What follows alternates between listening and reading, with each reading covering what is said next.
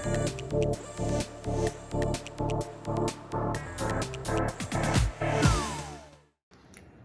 Friends, எல்லோரும் எப்படி இருக்கீங்க? நல்லா இருக்கீங்களா? இப்போ நான் என்ன உங்களுக்கு தைச்சி காட்ட போகிறேன்னா, ஒரு கடினமான வேலையை ஈஸியாக எப்படி தைக்கலாம் அப்படிங்கிறத நான் உங்களுக்கு இப்போ சொல்லி காமிக்கிறேன். இப்போ பாருங்கள், இப்போ இந்த ஜாக்கெட் இருக்கு இல்லையா, இந்த ஜாக்கெட்டை நான் கழுத்து சின்னதாக தைச்சிட்டேன். கழுத்தை கொஞ்சம் மேலே ஏற்றி தைச்சிட்டேன். அப்போ அவங்க சொன்னாங்க, எனக்கு கழுத்தை 2 சட்டை கொடுத்தாங்க. 2 சட்டையுமே அப்படி தான் நான் தைச்சிட்டேன். அப்போ நான் என்ன சொன்னேன், அவங்க சொன்னாங்க எனக்கு வெட்டி தைச்சிட்டாங்கன்னு. ஆனால் இது தைச்சி நான் திருப்பிட்டேன். பாருங்கள், தைச்சி திருப்பி வச்சுருக்க சட்டையை ஒன்றுமே பண்ண முடியாது. எம்மிங் பண்ணியிருந்தால் கூட பிரிச்சுட்டு தைக்கலாம். ஆனால் திருப்பி நம்ம தைக்கிற சட்டையை நம்ம வெட்டி தைக்கிறது ரொம்ப கஷ்டம். ஆனால் அவங்க என்கிட்ட பிடிவாதமாக நீங்கள் தைச்சி தான் தரணும் அப்படின்னு சொன்னாங்க.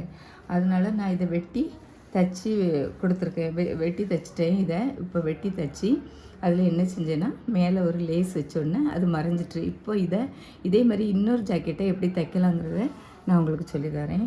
இதை நான் தைச்சிட்டேன். இப்போ அடுத்தால இந்த ஜாக்கெட்டை நம்ம எப்படி வெட்டி தைக்கலாங்கிறத நான் உங்கள்கிட்ட சொல்கிறேன். இப்போ கழுத்தை இப்படி போட்டுக்கோங்க. கழுத்தை பார்த்துக்கோங்க. நான் அந்த ஷோல்டர் ரெண்டையும் நல்லா நேர வச்சுக்கிட்டு பாருங்கள், ஷோல்டரை நேரம் வச்சுக்கோங்க. வச்சுட்டு இங்கே நீங்கள் ஒன்றுமே பண்ண வேண்டாம், இங்கே அப்படி இருக்கட்டும். நமக்கு கழுத்து மட்டும் தான் பிரச்சனை. கழுத்தை மட்டும் கரெக்டாக வச்சுக்கோங்க. உங்களுக்கு தெரியுதான்னு பார்த்துக்கோங்க. கழுத்தை மட்டும் கரெக்டாக வச்சுட்டு இந்த கழுத்து ரெண்டையும் இப்படி வச்சுட்டு இப்போ நான் என்ன செய்கிறேன்னா, இவங்களுக்கு மேலேருந்து நம்ம வெட்டக்கூடாது. மேலேருந்து நம்ம வெட்டினோன்னா கழுத்து ரொம்ப விரிஞ்சு போட முடியாமல் போயிடும். அதை செய்ய முடியாது. கீழே தான் இறக்கணுங்காங்க. அப்போ இதை என்ன செய்யலாம், எதுலேருந்து இறக்கலான்னா பார்த்திங்கன்னா, கொஞ்சம் இந்த இடத்துலேருந்து நான் இப்போ வெட்டுறேன். இந்த இடத்த பார்த்துக்கோங்க. இந்த இடத்துலேருந்து நான் இப்போ வெட்டுறேன். இப்படி கொண்டு ஓரத்துலேருந்து கொண்டு இதை கொஞ்சம் இப்படி விரிச்சுக்கோங்க. ஓரத்துலேருந்து கொண்டு இதை கொஞ்சம் இப்படி விரித்து கொண்டு வாங்க. விரித்து கொண்டு இப்படி கோடு போட்டுக்கோங்க. இப்படி கோடு போட்டிங்கன்னா, கோடு போட்டு இதை அப்படி வெட்டி எடுத்துக்கோங்க. ரெண்டையும் ஒன்று போல் வச்சுக்கோங்க.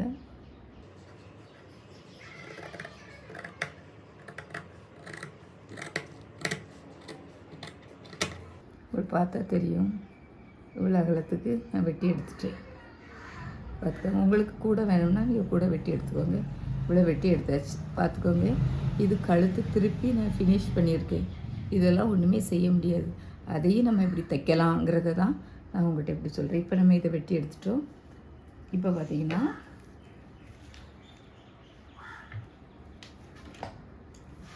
இப்போ இந்த நம்ம வெட்டின பாகத்தை நம்ம ஜாயின் பண்ணிவிடலாம். இந்த வெட்டி எடுத்துருக்கோம்ல, இதை நம்ம அதில் ஒரு தையல் போட்டு எடுத்துக்கிடலாம்.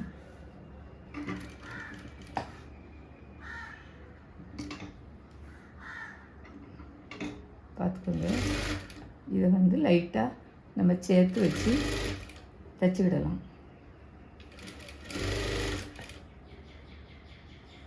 கொஞ்சம் கஷ்டமான காரியம்தான். அதை எப்படி நம்ம ஈஸியாக தைக்கலாம் அப்படிங்கிறது தான் நம்ம இப்போ பார்த்துக்கிட்டு இருக்கோம். ஏன்னா இந்த 2 துணியும் நமக்கு ஒன்று போல் ஈவனாக கிடைக்கணும். இந்த முன்ன பின்ன வந்தாலும் நம்ம துணி வச்சு அடிக்கும்போது அதை அட்ஜஸ்ட் பண்ணிக்கிடலாம்.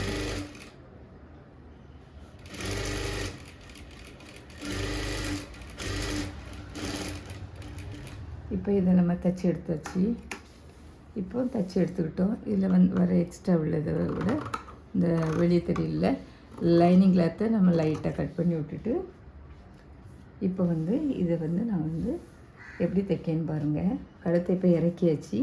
இந்த இடத்துல நமக்கு கொஞ்சம் அது தெரிய தான் செய்யும். பாருங்கள், இந்த இடத்துல நமக்கு இங்கே ஃபினிஷ் பண்ணியிருக்கேன்.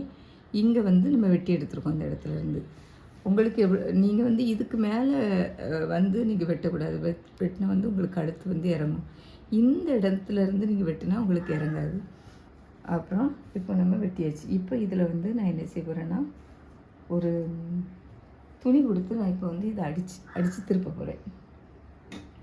நம்ம எம்மிங்லாம் பண்ணுவோம்ல, அப்போது அதுக்கு துணி கொடுப்போம்ல, அதுக்கு நான் ஒரு 1 இன்ச்சு அந்த அளவுக்கு ஒரு துணி எடுத்திருக்கேன்.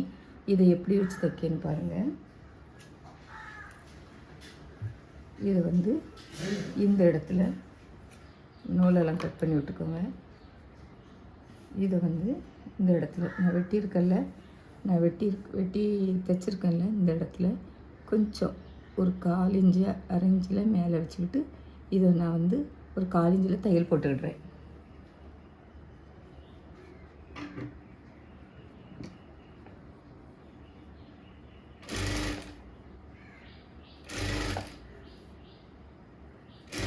இப்படி வளைச்சி கொண்டு வாங்க. நம்ம எம்பிங் பண்ணி துணி கொடுத்து நம்ம தைப்போம்ல, அது மாதிரி தான் இதை தைக்க முடியும். இப்படி வெட்டினா வந்து நம்ம அப்படி தான் தைச்சி கொள்ள முடியும். பார்த்துக்கோங்க.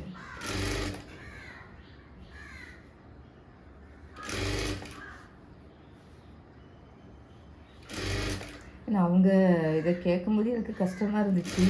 எப்படின்னா இதெல்லாம் தைக்கிறது கொஞ்சம் ரிஸ்க்கான காரியம்தான். ஏன்னா நாம் அடித்து திருப்பியிருக்கோம், எம்மிங் பண்ணி இதை நம்ம தைக்கலை.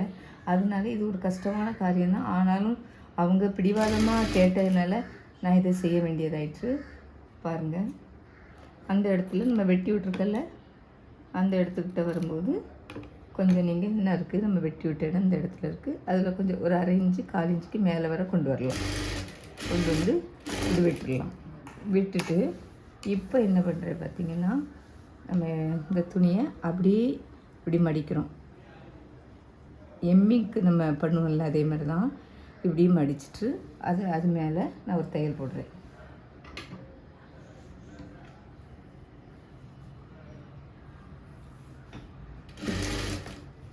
கொஞ்சம் கஷ்டமான காரியம்தான்.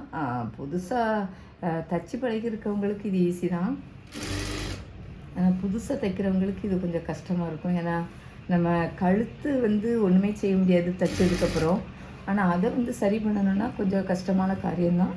ஆனால் கொஞ்சம் பழகிட்டோம்னா ஈஸி தான். ஏன்னா திடீர்னு நம்ம இப்படி ஏற்றி தைச்சிட்றோம். அப்போது அவங்க நீங்கள் இப்படி தைச்சிட்டிங்க, எனக்கு இது பிடிக்கலை அப்படின்னும்போது வேறு வழி இல்லை, வெட்டி தான் ஆகணும். வெட்டி ஆகணும். தைக்கிறது நம்ம நீட்டாக தைச்சி கொடுக்கணும். இல்லைன்னா அந்த சட்டை திரும்பவும் நமக்கு அது கம்ப்ளைண்ட் தான் சொல்லுவாங்க. அதனால் நம்ம வந்து பாருங்கள், நான் எப்படி தைச்சிருக்கேன்னு பாருங்கள். அழகாக நம்ம இப்படி தைச்சி இப்படி கொண்டு வந்தாச்சு. பார்த்திங்கன்னா இப்போ இப்படி தைச்சி கொண்டு வந்துட்டோம். தெரியுதா உங்களுக்கு? நான் அந்த இடத்துல இருந்து இதெல்லாம் ஃபினிஷிங் பண்ணின இடம். இந்த தைச்சி முடித்து நம்ம எல்லாமே இது முடிச்சிட்டோம். நான் இந்த இடத்துலேருந்து வெட்டி தைச்சிருக்கேன். இதை அப்படியே நினச்சிங்கன்னா இப்படி திருப்பிடுங்க. இப்படி திருப்பி ஒரு தையல் போட்டுருங்க. அது மேலே திருப்பி பாருங்கள், தையல் போடும்போது இதில் அந்த அளவுக்கு உங்களுக்கு கொஞ்சம் பெண்டிங் வரதான் செய்யும். இப்படி ஏன்னா தையல் இங்கே இருக்குது. இதை நம்ம இப்படி செய்யும்போது இதில் லைட்டாக பெண்டிங் வரும். பாருங்கள், இப்போ நம்ம வந்து அப்படியே வச்சு தைச்சிடலாம்.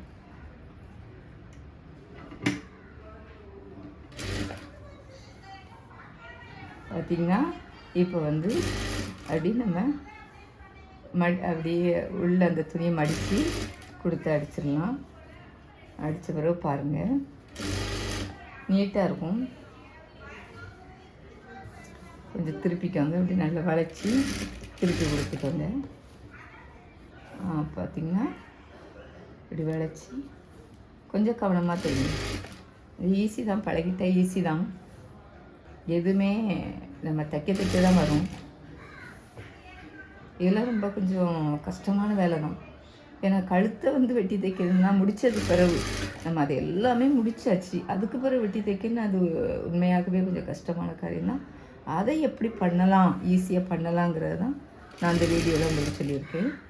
இப்போது இந்த இடத்துல வர நான் வந்திருக்கு தையல், இதில் வர நான் வந்து மடித்து விட்டுக்கிடுதேன். மடித்து விட்டு பாருங்கள்,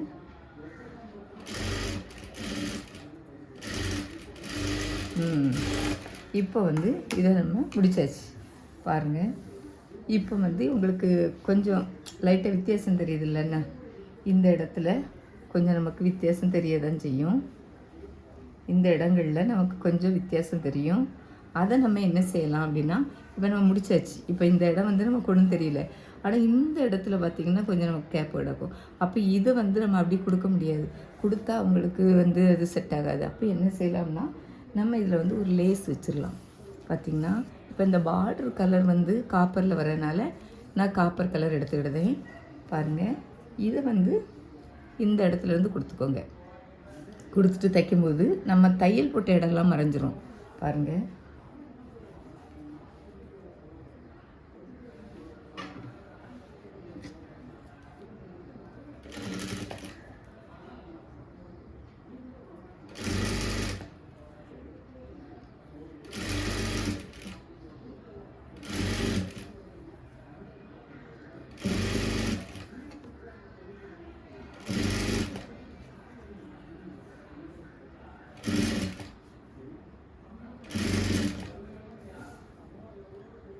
இப்போ அப்படியே நம்ம தைச்சிட்டு வரும்போது அந்த தையல் எல்லாமே மறைஞ்சு போகுது பாருங்கள்.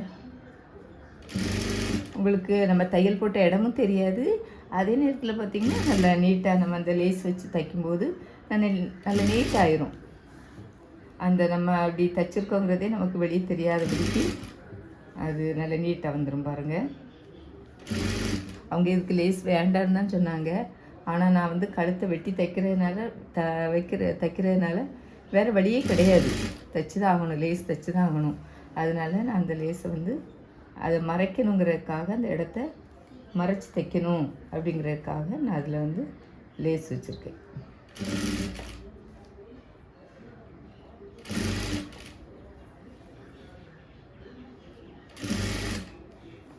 இதை வந்து முன்கழுத்து வரை நான் கொண்டு வந்துடுவேன் இந்த லேஸை.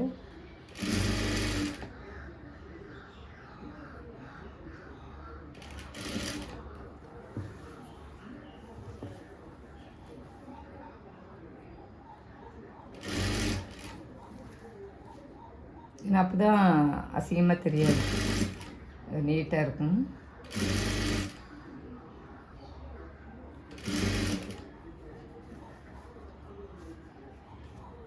எதுவுமே நம்ம வந்து கற்றுக்கொள்ள தட்டி அது கஷ்டமாக தான் இருக்கும். கற்றுக்கொண்டுட்டோம்னா ரொம்ப ஈஸியாக இருக்கும். இதுமாரி நீங்களும் இது தைச்சி பாருங்கள். இதை வெட்டி எடுத்துறதே நான்.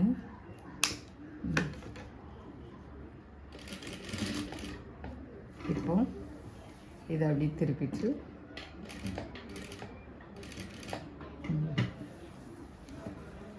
இப்போ பார்த்துக்கோங்க. இதை அப்படி இன்னொரு தையல் போட்டு எடுத்துக்கலாம்.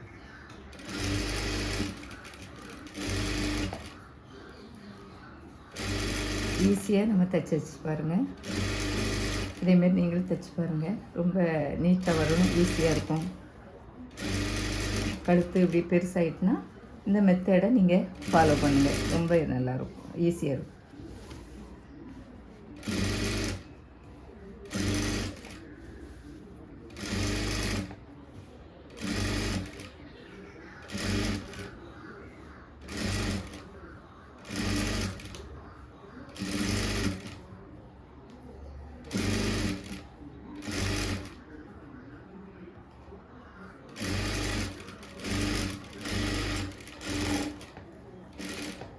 முடிச்சாச்சு. இப்போ பாருங்கள், கொஞ்ச நேரத்தில் நம்ம ஈஸியாக தைச்சி முடிச்சிட்டோம். இப்போ பாருங்கள், நம்ம கழுத்தும் நமக்கு கொஞ்சம் விரிவாயிட்டு, கழுத்தும் நல்ல விரிவாயிட்டு நம்ம அழகாக இந்த இதை வச்சு தெரியுதா உங்களுக்கு? நான் எப்படி காமிக்கிறேன் உங்களுக்கு, இப்படி காமிச்சாதான் தெரியும். இது காப்பர் கலரில் வந்திருக்கனால இந்த லேஸ் வச்சுருக்கிறதுனால நமக்கு இது கொஞ்சம் நீட்டாக நல்லாயிருக்கும். பாருங்கள், இப்போ அந்த கழுத்து வந்து நமக்கு அப்போ தான் கொஞ்சம் ஏற்றி இருந்துச்சு. இப்போது நல்லா இறக்கி நம்ம தைச்சாச்சு. ரெண்டும் ஒன்று போல் வச்சு பார்த்தா அழகாக கழுத்து வந்து முதல்ல கொஞ்சம் ஏற்றி இருந்துச்சு. இப்போ நான் கொஞ்சம் இறக்கி தைச்சிருக்கேன். இதை இப்படி பார்க்கும்போது உங்களுக்கு போடும்போது நல்லா நீட்டாக வந்துடும். இதே மாதிரி தான் நான் இந்த ஜாக்கெட்டையும் நான் தைச்சிருக்கேன். இதுக்கு வந்து வேறு கலர் கோல்டன் கலருக்கு வந்திருக்கனால இந்த லேஸ் வச்சு தைச்சிருக்கேன். இப்போ 2 ஜாக்கெட்டையுமே நான் கழுத்தை வெட்டி தைச்சிட்டேன். இதே மாதிரி தான் தைச்சிருக்கேன். இது ரொம்ப பழகிட்டிங்கன்னா ஈஸி தான், தைச்சி பாருங்கள், மேலே அழகாக வரும். கழுத்து இறங்குனா நீங்கள் கவலைப்படாண்டா, நீங்கள் அழகாக நான் சொன்ன மெத்தடில் நீங்கள் தைச்சி பார்த்தீங்கன்னா எந்த சுருக்கும் வரல பாருங்களேன். நீட்டாக எந்த சுருக்கும் நான் வெட்டி தைச்சதுக்கு உண்டான எந்த ஒரு அறிகுறி இல்லாதபடிக்கு அழகாக வந்திருக்கு பாருங்கள். அதனால் நீங்களும் தைச்சி பாருங்கள், ஈஸியாக இருக்கும். பாய்.